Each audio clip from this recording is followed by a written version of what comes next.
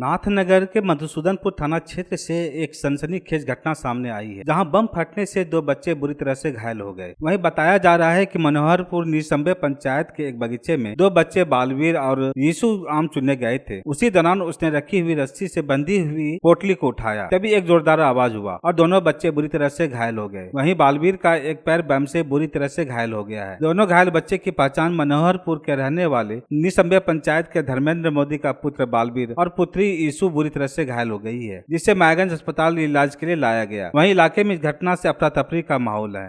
पीछे में बगीचा है, पंचायत पड़ता है नाथनगर प्रखंड, उसी के पीछे इसका घर ही है, बगल में उसका पीछे बगीचा है। बगीचा में गया था आम चुनने, आम के चक्कर में बम उठा दिया। बम रखा हुआ था वहाँ? बम रखा हुआ। कितने लोग घायल हैं?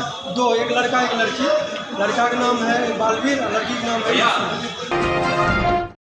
समाहरणालय स्थित समीक्षा भवन में विश्व स्तरीय श्रावणी मेला की तैयारी को लेकर डीडीसी सह प्रभारी डीएम अनुराग कुमार की अध्यक्षता में समीक्षा बैठक आयोजित की गई। इसमें सभी संबंधित विभाग के अधिकारियों को पूर्व में दिए गए निर्देश के अनुपालन रिपोर्ट के साथ बुलाया गया था। श्रावणी मेला को सफल बनाने के लिए प्रभारी डीएम अनुराग कुमार ने विभाग से आवंटन मांगने की प्रक्रिया, कई विभागों के तहत टेंडर निकालने की प्रक्रिया से लेकर कच्ची कांवरिया पथ को अतिक्रमण मुक्त कराए जाने को लेकर ऐसी कई बिंदुओं पर वार्ता हुई। साथ ही साथ श्रावणी मेला में पहुंचे कांवरियों को किसी तरह की कोई परेशानी न हो, इसके लिए मूलभूत सुविधाओं में बिजली, शौचालय, सड़क की मरम्मत, जगह जगह पेयजल की व्यवस्था को लेकर वार्ता की गई। समाहरणालय स्थित डीआरडीए परिसर में आज सामाजिक सुरक्षा कोषांग के सौजन्य से लाभुकों के बीच ट्राईसाइकिल का वितरण किया गया। आज उन दिव्यांगों को ट्राईसाइकिल दी गई जो 40 से 50% से अधिक दिव्यांग हैं और चल फिर नहीं पाते। यह ट्राईसाइकिल बिहार सरकार की ओर से निःशुल्क दिया गया है। आज की इस सामाजिक सुरक्षा कोषांग के सौजन्य से 67 दिव्यांगों को ट्राईसाइकिल दी गई। गौरतलब हो कि इससे पहले भी 150 दिव्यांगों को पूरे शहर व प्रखंडों से चयन किया गया था, जिसमें 83 को पहले ट्राईसाइकिल दी गई थी और आज 67 दिव्यांगों को ट्राईसाइकिल देकर हरी झंडी दिखाकर डीडीसी अनुराग कुमार ने रवाना किया। डीडीसी अनुराग कुमार ने बताया कि हम लोगों की यह पहल है कि जो भी दिव्यांग 40 से 50% से ज्यादा है और वह चल फिर नहीं पाते, उन्हें ट्राईसाइकिल दी गई और जब भी ऐसी योजना आएगी निश्चित रूप से हम लोग ऐसे दिव्यांगों की मदद करेंगे। मुख्यमंत्री छत्र योजना संबल योजना के तहत सभी दिव्यांगजन को बैटरी चालित ट्राईसाइकिल देना जाना था, तो हम लोगों ने कुल 150 लोगों को चयन किया था। जितने भी आवेदन आए थे उसमें से पूर्व में ही आप लोगों ने देखा होगा करीबन 83 लोगों को बांट दिया गया था और जो बचे 67 लोग हैं उन लोगों को आज दिया जा रहा है। और इसके बाद हम लोगों की लिस्ट एग्जॉस्ट हो जाएगी, क्योंकि ट्राईसाइकिल समय समय पे आता है, तो समय समय पे जैसे आता हम लोग डिस्ट्रीब्यूट कर देते हैं। इसके बाद फिर से चयन प्रक्रिया स्टार्ट होगी, तो जिन लोगों को भी इस तरह के साइकिल की आवश्यकता होती है वो यहाँ पे कार्यालय में इसके लिए अप्लाई कर सकते हैं। आप लोग भी मीडिया बंधु लोग इसको प्रचार प्रसार इसके बारे में कर सकते हैं। इसके लिए क्या कुछ करना पड़ा था आपको? इसके लिए एक यानी ऑनलाइन फॉर्म भरना पड़ा था, जिसमें इनकम सर्टिफिकेट लगा था, दिव्यांग प्रमाण पत्र लगा था, फोटो लगा था, आधार कार्ड लगा था, सिग्नेचर लगा था और एजुकेशन अगर है तो एजुकेशन है, और अगर काम करते हैं तो कम मिनिमम 5 किलोमीटर की दूरी का सर्टिफिकेट बनाना पड़ता है। उसके लिए एफिडेविट जमा के उसको ऑनलाइन करना पड़ता है।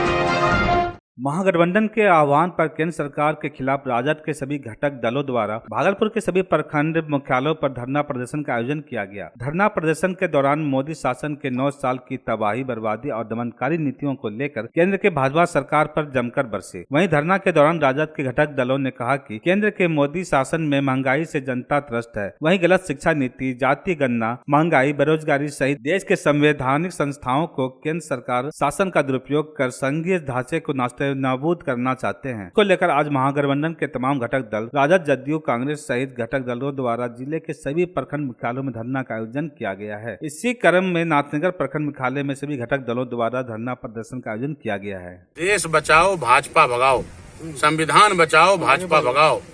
आज जो देश में पूरे आपातकाल स्थिति लगी हुई है, आज ईडी और सीडी के द्वारा केंद्र में बैठी सरकार जो परेशान कर रही है नेताओं को, पिछड़ा अति पिछड़ा, अनुसूचित जाति जनजाति के हकमारी हो रहा है, देश को पूरा निजीकरण के हाथों में दिया जा रहा है, पूंजीपतियों के हाथों में दिया जा रहा है।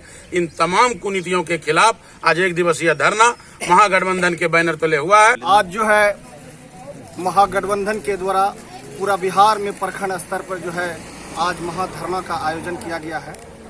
आज ये जो है केंद्र सरकार के विरोध में आज जो नई शिक्षा नीति, बेरोजगारी, महंगाई और जाति जनगणना, इस सारे समस्या को लेकर के जो है आज प्रखंड मुख्यालय पर आज धरना दिया जा रहा है। जिस प्रकार से जो है नई शिक्षा नीति जो लागू किया है, इससे जो है देश जो है बर्बाद होने वाला है।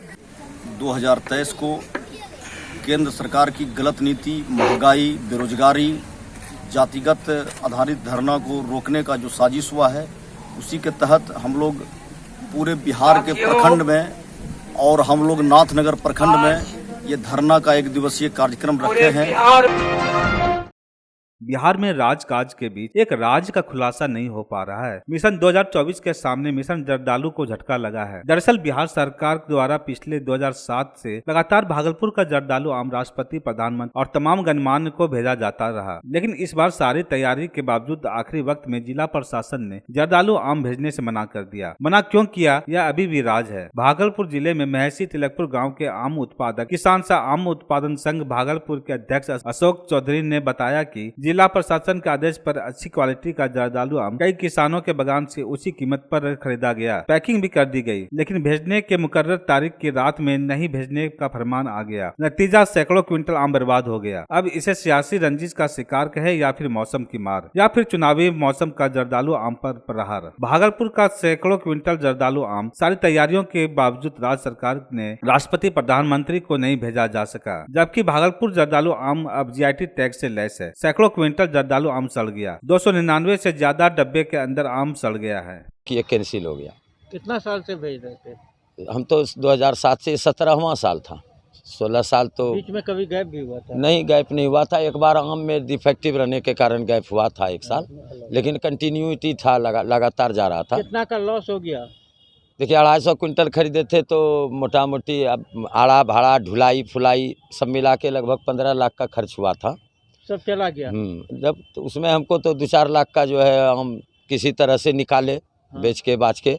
और उसमें एक और दिक्कत आ गया कि जहां हम बेचे भी इस पैकेट में एक डिमेरिट था।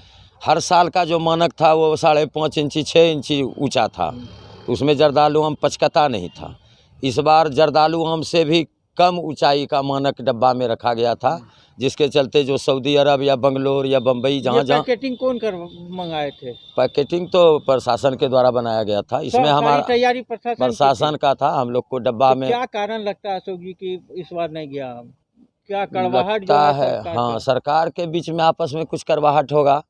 और हम लोग तो किसी पार्टी से बिलोंग करते नहीं है, इसलिए कोई उससे पार्टी उठी से कोई लेना देना नहीं है।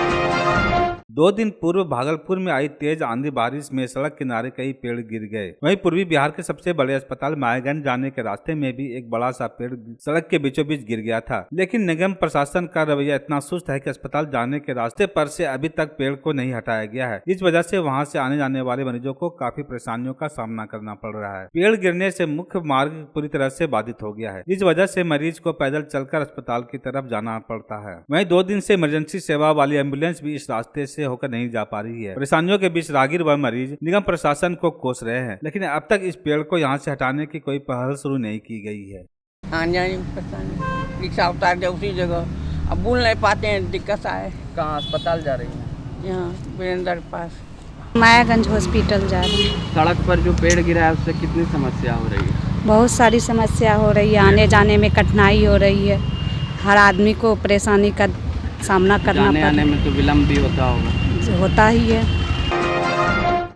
किसी ने सत्य कहा है कि सुबह का भूला अगर शाम को घर आ जाए तो उसे भूला नहीं करते। ऐसा ही कुछ वाकया भागलपुर में हुआ, जहां एक चोर बच्चे की ईमानदारी चोरी करने के 1 महीना बाद जाग गई। इतना ही नहीं, उसने चोरी किया सामान भी लौटा दिया, साथ ही माफीनामा पत्र भी रख कर गया। दरअसल भागलपुर के औद्योगिक थाना क्षेत्र अंतर्गत ज्योति विहार कॉलोनी में लगभग 1 महीने पहले एक बच्चे की साइकिल घर से चोरी हो गई। परिवार वाले भी आश्चर्यचकित रह गए कि आखिरकार ऐसा कौन सा चोर था जिसने घर के अंदर आने की हिमायत तो की, लेकिन केवल साइकिल चुरा कर चला गया। फिर घर के बाहर लगे सीसीटीवी कैमरे के फुटेज को खंगाला गया तो उसमें एक बच्चा चोरी के इरादे से सेंधमारी करते हुए नजर आ रहा था। कुछ ही देर बाद मौका पाते ही वह घर के अंदर रखी साइकिल लेकर रफू चक्कर हो गया।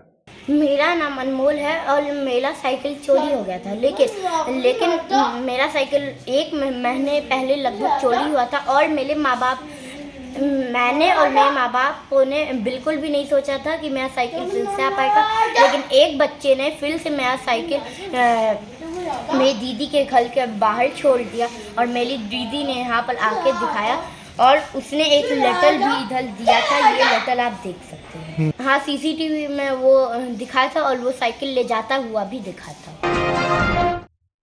भागलपुर के दक्षिणी क्षेत्र स्थित भोलानाथ पुल में बरसात के मौसम में अक्सर नाले का पानी आ जाता है, जिससे पूरे दक्षिणी क्षेत्र इलाके में सड़क पर पानी रहता है और जल जमाव की स्थिति बन जाती है। भोलानाथ पुल में अक्सर जाम की स्थिति बनी रहती है। सालों से लोग इसके फ्लाईओवर के निर्माण की मांग कर रहे हैं, जबकि भोलानाथ पुल महज चुनावी मुद्दा ही बनकर रह गया है। वहीं इस मामले पर कांग्रेस विधायक अजीत शर्मा ने बताया कि भोलानाथ पुल की समस्या वाकई में चिंताजनक विषय है, जिसके फ्लाईओवर पुल निर्माण कार्य की स्वीकृति तो मिल गई थी, लेकिन काम अब तक शुरू नहीं हुआ है। उन्होंने कहा कि सदन में उन्होंने इसकी मांग कई बार उठाया, अब वह लोग सरकार में है। भोलानाथ पुल फ्लाईओवर का निर्माण कार्य जल्द शुरू होगा। भूमि अधिग्रहण को लेकर काम अटका हुआ था, जिसके लिए सरकार के विभागीय अधिकारी लगातार लगे रहे। 2 से 3 महीने के भीतर फ्लाईओवर का काम कर लिया जाएगा।